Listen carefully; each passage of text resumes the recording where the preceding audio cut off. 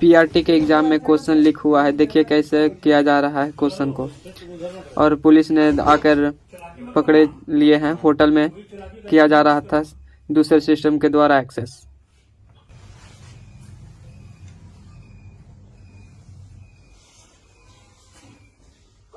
App के माध्यम से जो एग्ज़ाम ऑलरेडी चल रहा होता है तो उसके स्क्रीन को रिमोटली एक्सेस करके उसके क्वेश्चंस वहाँ पे सॉल्व करते हैं। यहाँ पे सॉल्वर बैठा के उसके जवाब बताते हैं और उसको वो सॉल्व करते हैं। पानीपत के एसपी ऑफिस तीसरी मंजिल से फिलहाल आपको लाइव और सीधी तस्वीरें दिखा रहे हैं, जहाँ पर सीआईए 2 पुलिस को एक बड़ी कामयाबी हासिल हुई है। और समालखा से टीजीटी का जो पेपर था ऑनलाइन,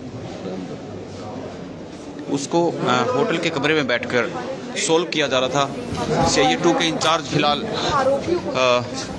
मौके पर हैं और एसपी पानीपत इसमें कुछ कॉन्फ्रेंस करने जा रहे हैं कुछ देर।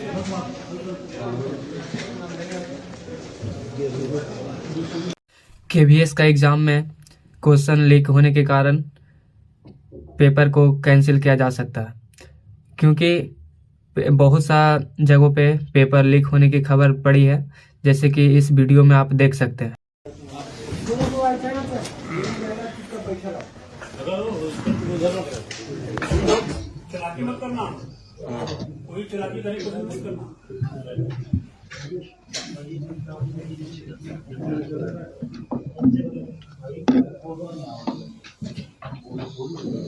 देखिए इस वीडियो में पीआरटी का एग्ज़ाम में हुआ था, जिसने पुलिस ने बहुत सा कर्मियों को पकड़ चुके हैं और इसमें बहुत सा सिस्टम भी पकड़ा चुका है, जैसे कि आप इस पुलिस कर्मियों ने इस वीडियो में बताए हैं।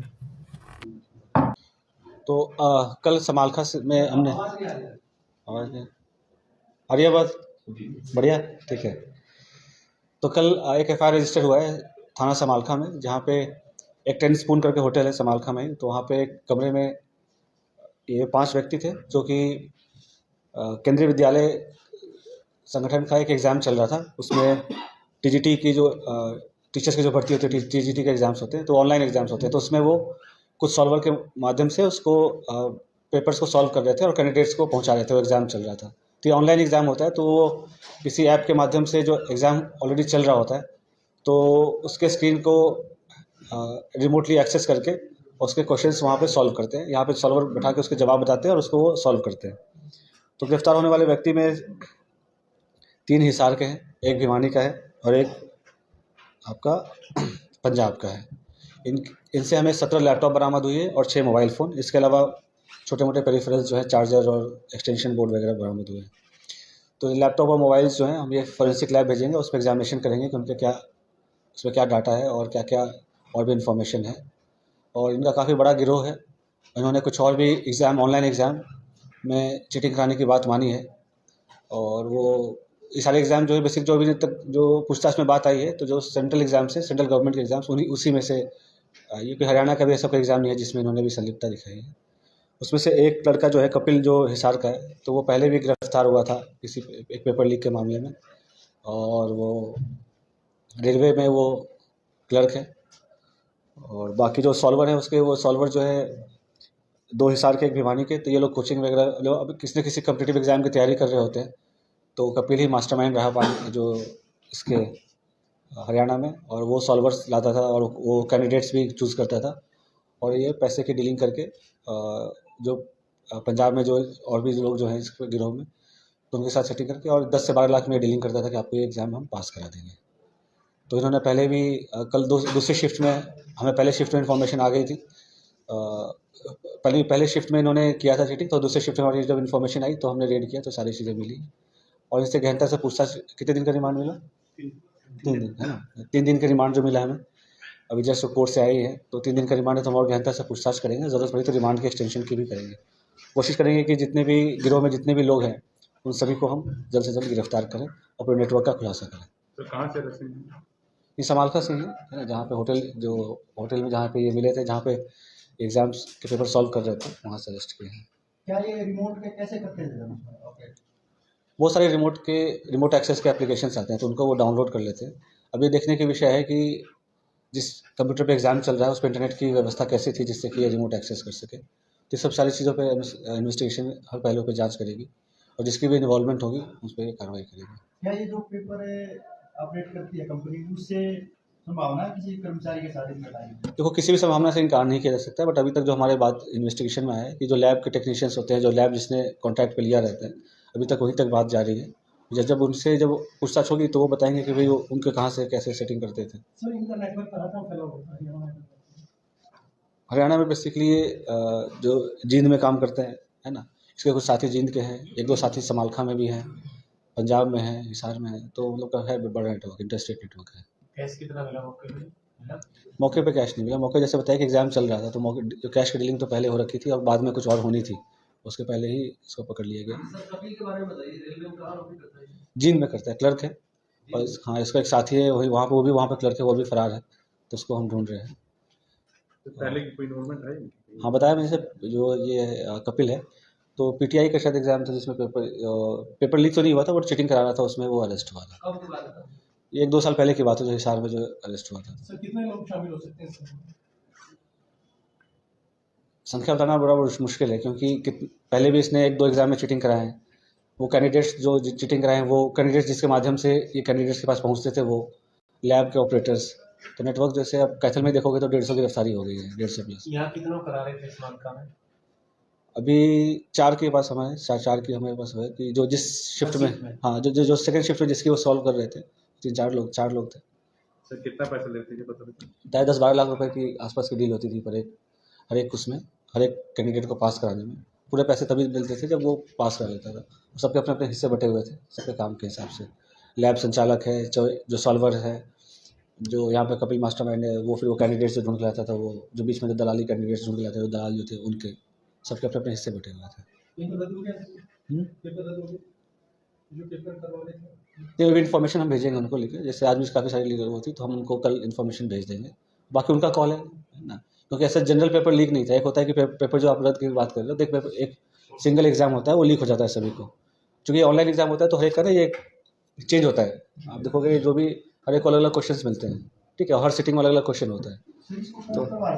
तो ये जो 1 मिनट, तो ये तरीका इसलिए अडॉप्ट किया गया है कि अगर कोई पकड़े भी जाते हैं तो पूरा पेपर रद्द ना हो, जो पकड़े गए उन्हीं का कैंसिल हो। जो फिजिकल एग्जाम होता है उसमें मान लो एक ही टाइप का क्वेश्चन पेपर है, वो फैल गया तो सभी के पास आज चले जाता है। हाँ जी, बताएं कुछ।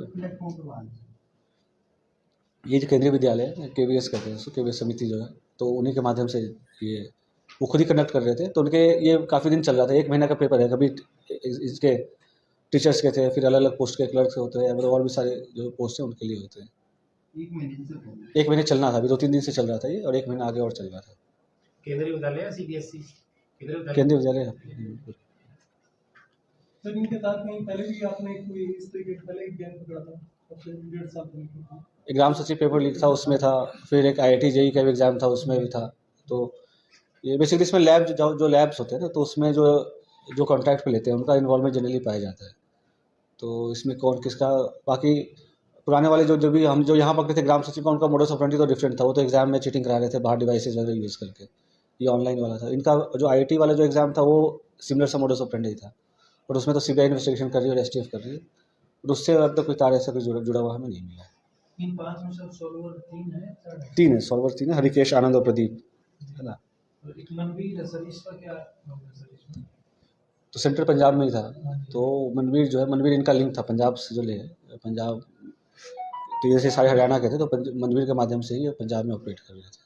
सर एक सवाल मेरा सर, जैसे ये ऑनलाइन ये लोग यहाँ सॉल्व करते हैं, जहाँ एग्जाम चल रहा है, क्या वो चेकिंग करते देखते नहीं थे कैसे ही सिंपल? तो क्या होता है ना, जैसे स्क्रीन, वहाँ पे स्क्रीन है ना, कंप्यूटर्स लगे हुए, लैब है, 20 कंप्यूटर है, 20 लोग हैं, तो अपना माउस लेके वहाँ पे बैठा हुआ है, वो स्क्रीन भी चेंज हो रहा है, थोड़ा बहुत आगे पीछे कर रहा है, तो कौन देख रहा है कि स्क्रीन तो एज इट इज़ है ना, उसके आपके स्क्रीन को रिमोटली वो एक्सेस कर रहा है, दूर से एक्सेस कर रहा है कोई और, ठीक है। तो जैसे ऑनलाइन फ्रॉड में भी होता है ना, आपको एक ऐप इंस्टॉल कराते हैं, फिर आपका फ़ोन ऑपरेट करने लग जाते हैं।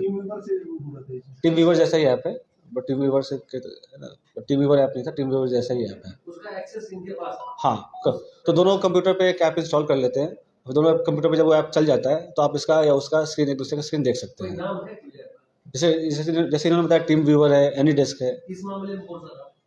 बताएंगे आपको अभी ज़रूरत नहीं है।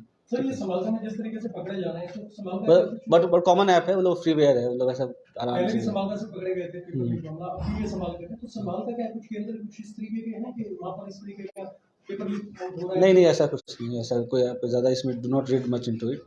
समालखा एक बड़ा सब डिवीज़न है, काफ़ी लोग रहते हैं तो उसमें कुछ अपराधी भी रहते हैं, तो लोग को अब आप बोले कि इस थाने में 2 बार मर्डर हो गया तो क्या सारे मर्डर यहीं हो रहे हैं क्या, तो ऐसी बात नहीं है ना, वो तो रैंडम है ना। कितने साल से एक्टिव है सर ये कपिल जो कपिल जो है कम से कम 3 साल से तो एक्टिव है ही, 2-3 साल से एक्टिव है।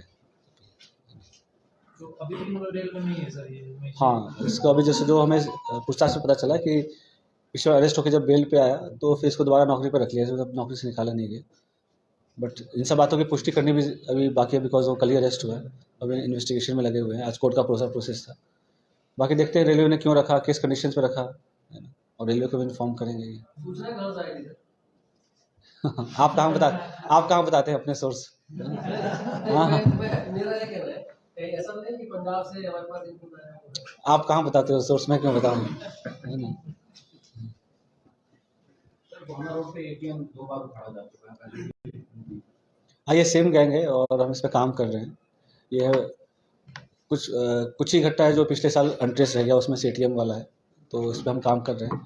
हमने कुछ रूट्स वगैरह आइडेंटिफाई किए हैं और कोशिश है कि इसको हम जल्द से जल्द क्रैक करेंगे। सर एक आठ लड़की के साथ जो 4 साल की बच्ची है उसके साथ थोड़ी काफी दरिंदगी हुई, वो एडमिट है सर प्राइवेट हॉस्पिटल, उसमें जो आरोपी है वो अभी तक पकड़ा नहीं गया, तो उसको लेकर क्या कुछ पकड़ा जाएगा, जल्द पकड़ा जाएगा। ये तो कल परसों की घटना है, 2 दिन पहले है ना, वही तो कल के मुकदमा दर्ज हो गया है इसमें, है ना। बच्चे के आज मेडिकल वगैरह कराना था, और जो मेडिकल के हिसाब से जो रिपोर्ट्स आएंगे उसके हिसाब से जो धारा लगेंगी और जो उचित कार्रवाई होगी उसे पकड़ा जाएगा, ऐसी कोई बात नहीं। सर जो विकास नगर से बच्चे गायब हुए थे उसका मिला कुछ? नहीं, फिलहाल तो नहीं, काफ़ी कोशिश किया हमने उसको ढूंढने में, बट नहीं मिला। Anything else? चलो, थैंक यू।